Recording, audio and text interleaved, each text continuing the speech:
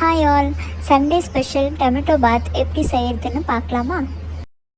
ஃப்ரெஷ்ஷான மசாலா ரெடி பண்ணிக்கலாம். மிக்ஸி ஜாரில் பச்சை மிளகா, இஞ்சி, 10 பல் பூண்டு, கொஞ்சம் சீரகம், கிராம்பு, ஒரு பட்டை இதெல்லாம் சேர்த்து நல்லா அரைச்சி வச்சுக்கலாம்.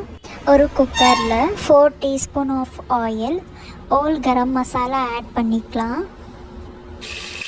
லைட்டாக ஃப்ளேவர் வரும்போது இப்போ நம்ம 2 பெரிய வெங்காயம் சேர்த்துக்கிறேன்.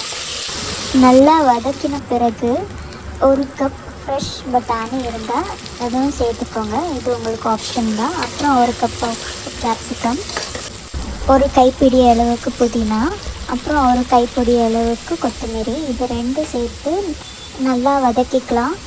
ஒரு பிஞ்ச் ஆஃப் டர்மரிக்கு, அதுக்கப்புறம் உப்பு சேர்த்துட்டு கொஞ்சம் நல்லா வதக்கிட்டு இப்போ நம்ம 2 பெரிய தக்காளி, அதுக்கப்புறம் நம்ம அரைச்சி வச்ச பேஸ்ட் அதையும் சேர்த்துக்கலாம். 2 தக்காளி மிக்சியில் போட்டு அரைச்சி வச்சுருக்கேன், அதையும் சேர்த்துக்கலாம். இது சேர்த்துக்கிறனால ஒரு நல்ல ஃப்ளேவர் கொடுக்கும். ஒரு ஸ்பூன் அளவுக்கு சில்லி பவுடர் சேர்த்து நல்லா வதக்கிக்கலாம், ரா ஸ்மெல் போகிற வரைக்கும். ஆயில் பிரிஞ்சு வந்தால் ரா ஸ்மெல் போயிருக்குன்னு அர்த்தம்.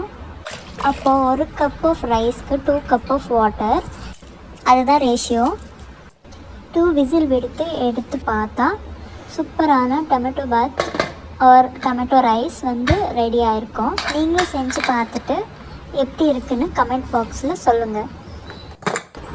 ஆவி பறக்க இந்த ரைஸ் எடுத்து பிளேட்டில் போட்டு தயிர் ஊற்றி சாப்பிட்டா சொர்க்கங்க.